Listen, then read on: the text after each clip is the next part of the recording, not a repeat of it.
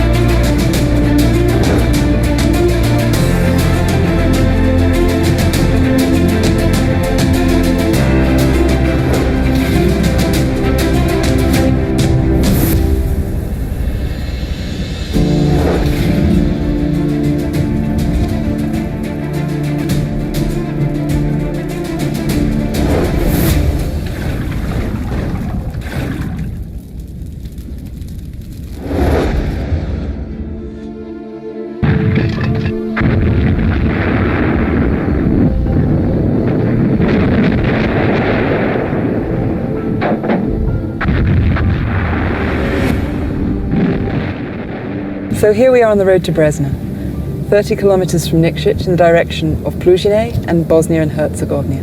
It's a valley on the Piva River basin and is the place of scarce population and stark beauty. Nowadays, it's better known for mountain biking and ecotourism, but it hides a history of self-sacrifice and the lengths two people will go to fight for their freedoms.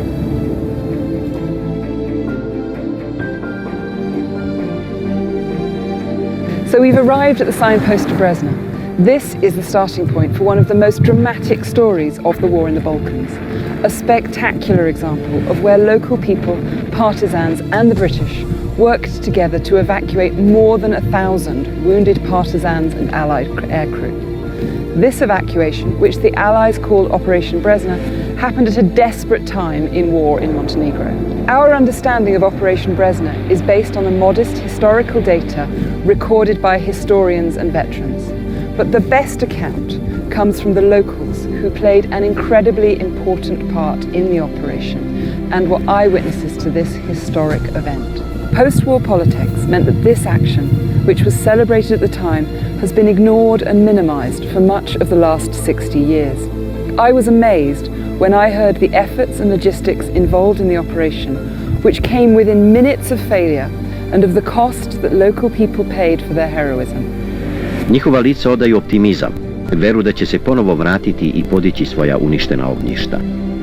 The Second World War turned Montenegro into both an arena for European forces in the struggle between fascism and liberty, and the location of a brutal civil war between partisans and Chetniks.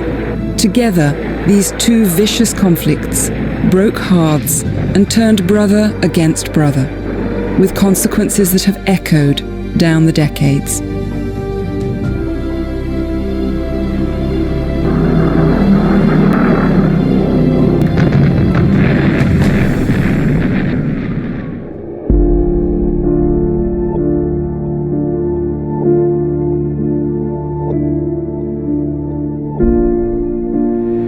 In June 1944, the British-led Balkan Air Force was created to carry the air war to the enemy and aid the partisan forces directly. By July 1944, the Balkan Air Force had flown over 2,400 sorties, including dropping supplies, bombing Germans, and airlifting the wounded to Bari in Italy. But a new countrywide German offensive started in July 1944, and by August, partisans were in retreat and pinned down by German forces around Durmitor and Shavnik. The partisans were beleaguered, severely outnumbered, and under constant bombardment from the Germans, and struggling to protect a growing number of wounded. Transporting the stretcher cases was resource intensive in these mountains. Every stretcher bearer was one less able-bodied fighter, man or woman. Oni su značili veliki teret, slabili manevarsku sposobnost naših ljudi. Ostaviti ih? Nikad. Some of the wounded had been traveling for months, with minimal medical attention, and the situation was dire. The partisans would only be able to fight effectively if the wounded were removed, but the Germans now controlled all the airports in the north of Montenegro, including Nemoguća and Brezna. Escape seemed impossible, but the British had decided that something must be done. Two Special Operations Executive Officers, Flight Lieutenant Thomas Mattis and Flight Lieutenant Philip Lawson, were sent to the Dermator region to identify a suitable site for an airfield. After 2 days of reconnaissance on foot, the British officers determined that this 760-metre strip of sloping ground was the only option.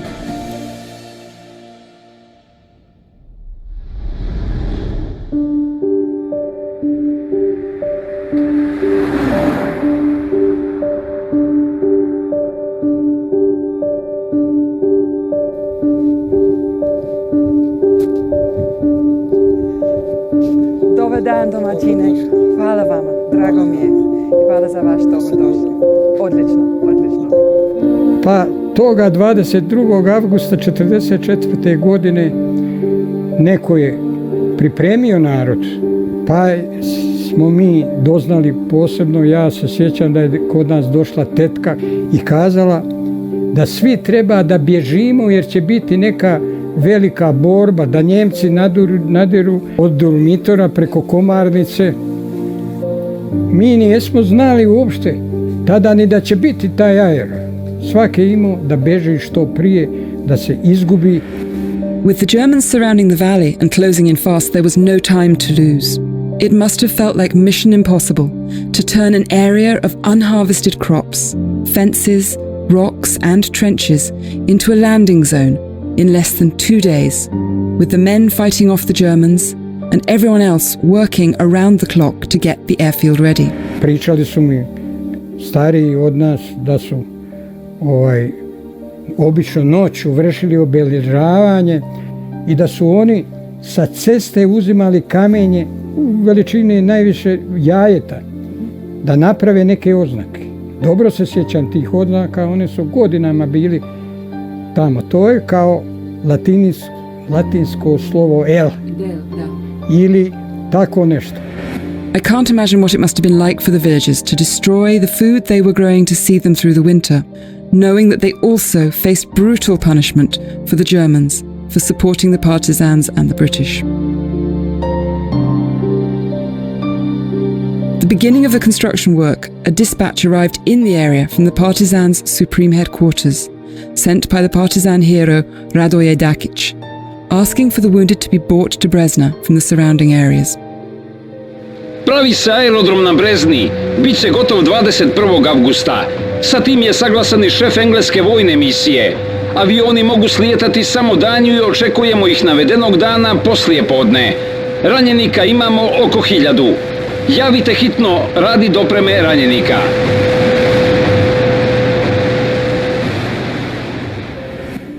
Ranjenici su skupljani tu iz svih delova Crne Gore, nošeni su i opet pretežno noću.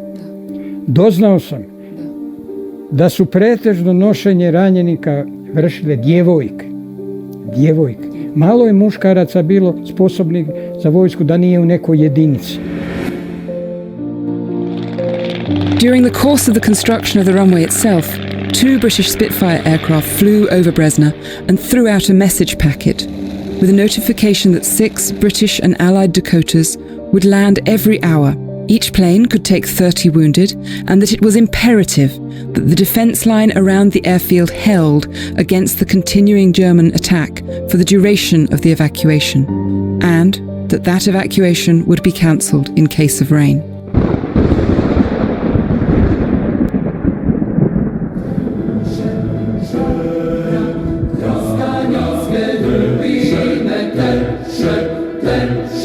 Krosne do Brezna.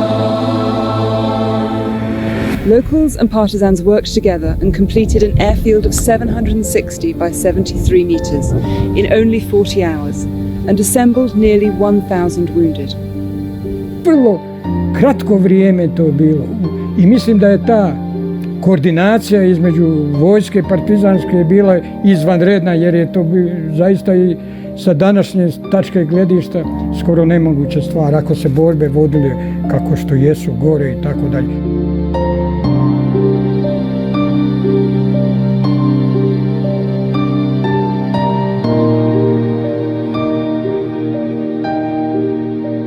About 10 years ago, we erected a monument in Brezna to commemorate this event. I've asked Lieutenant Colonel Bojan Popović to join me here today and tell me a bit more about what it must have been like to fly those planes in those conditions at this airfield. Stvarno je bio jedan veliki poduhvat i da kažem jedna od najuspješnijih vazdušnih akcija u Drugom svjetskom ratu. Taj avion Dakota ili ta vojna varijanta C-47 koju su koristili, koja je bila u britanskoj vojsci u Drugom svjetskom ratu, je bila za to vrijeme dobro opremljena, ali za taj poduhvat da nađe se ovako malo mjesto je stvarno sa tom opremom, gdje su koristili, da kažem, maltene samo magnetni kompas i koristili kurs, brzinu, vrijeme i kartu, doći sa tolikim brojem je stvarno bio veliki poduhvat. The pilot found navigating between the Vojnik mountain and the surrounding hills challenging, with steep ascents and descents needed to avoid both the hills and German fire. As the columns of Dakotas swept in, British Spitfires flew alongside them, trying to protect them. Sletiti na ovome prostoru i polijetati sa ovoga prostora, to je, ja mislim, i u današnje vrijeme baš teško izvoditi. Zbog čega je ovdje teže? Ovdje, da kažem, i ovaj teren je pod nagibom i sama orografija oko samog, da kažem, aerodroma ovog improvizovanog i ovog letilišta je stvarno nevjerovatna. Ovdje imate Vojnik gdje je dan danas teško letjeti pored njega, jer zbog samog utjecaja planine ima dosta turbulencije, tako da su oni bili u to vrijeme primorani da polijeću u jednom pravcu, da slijeću u drugom pravcu. Nadmorska visina je ovdje isto 1000 metara, a sa povećanjem nadmorske visine opada i gustina vazduha, što sve remeti, da kažem, performanse aviona. To guide the planes into land, white parachute canopies were laid out. The letter L was picked out with white stones, and grass fires lit to show the wind direction. Everything was ready.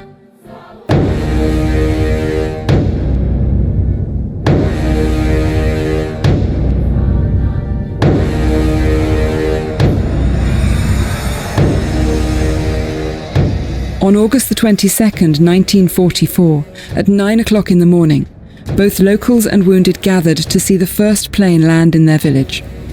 There was a great joy amongst the wounded, who'd been staring up at the sky all morning. Mi kao djeca, čim smo osjetili i čuli te avioni, tu buku, kažem, brat mi je popeo se bio na neko drvo i sjećam se toga da on kaže nema dima, pa znači nije ih srušili. Jer smo stekli taj utisak da oni sjajni avioni ruše ove dole, ali to je bila taka zaglušujuća buka, to je nešto nevjerovatno. I to je bilo čitav dan. Ja mislim da je negdje posle 8 sati to počelo i da je negdje možda u 4 do 5 sati trajalo. In total, 36 flights of Dakota aircraft arrived that day, 6 an hour, with each plane taking approximately 25 minutes to load. Although the British had calculated that each flight could take up to 30 wounded, in some cases the malnutrition and thinness of the wounded meant that some flights took up to 50 casualties.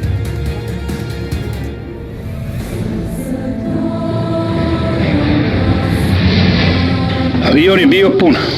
Kad su zatvorili vrata, prvo se čuli stari ljudi, pa je počelo truskanje, poskakivanje, zapinjanje točkova kao da avion hvatao zalet. Onda je avion napravio krug iznad Krnova, Nikšića, Podgorice, Bara pa preko Jadrana. Oni koji su mogli vidjeti kroz prozor, pričali su nama šta vide. Kad smo sletjeli, izlazili su prvo oni što su mogli sami, a tek su onda bolničari dolazili po nas sa nosilima. Records of the operation suggest that up to 1,059 wounded Yugoslavs and 17 Allied airmen were evacuated on the flights. As each plane landed in Italy, the evacuated let out a cheer. Those evacuated received medical treatment in Italy or Malta, and those that recovered returned to military training, preparing for the liberation of Yugoslavia. The last Dakota flight took off around 4 o'clock in the afternoon, and the stretcher bearers returned to the fight. They held the Germans long enough, but ultimately in vain. Brezna was taken over by the Germans 8 hours later.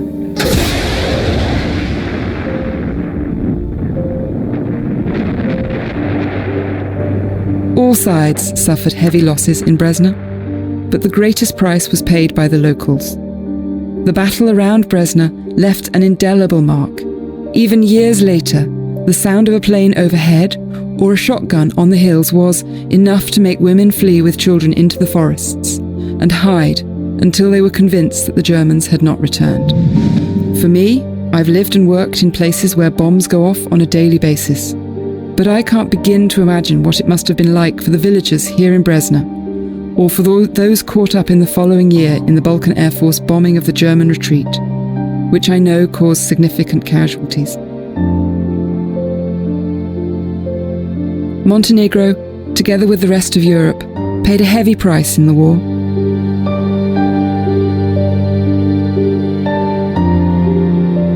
British SOE Colonel William Dakin described his experiences with Tito in Dermator in 1943 as an epic being fought within a cauldron. "We have been pulled into a closed and simple world," he said. "We have no past, and the future could be counted out by minutes." I imagine that's what it must have felt like here in August 1944.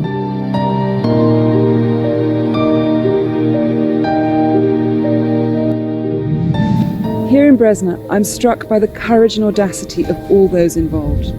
To turn this field into an airstrip, to support and sometimes carry 1,000 wounded under an August sun, and all under fire and fear of your lives. To sacrifice your crops, to stay behind to defend homes and families, to stare an uncertain and dangerous future in the face and work to help the most vulnerable. That's bravery and that's sacrifice. As the British ambassador, I see this as one of the most defining moments in the relationship between the UK and Montenegro. We stood shoulder to shoulder in this field 75 years ago, helping the wounded and combating shared threats. We continue to work together today to promote security and stability in Europe, and we stand shoulder to shoulder now as friends, partners and allies, as we did then.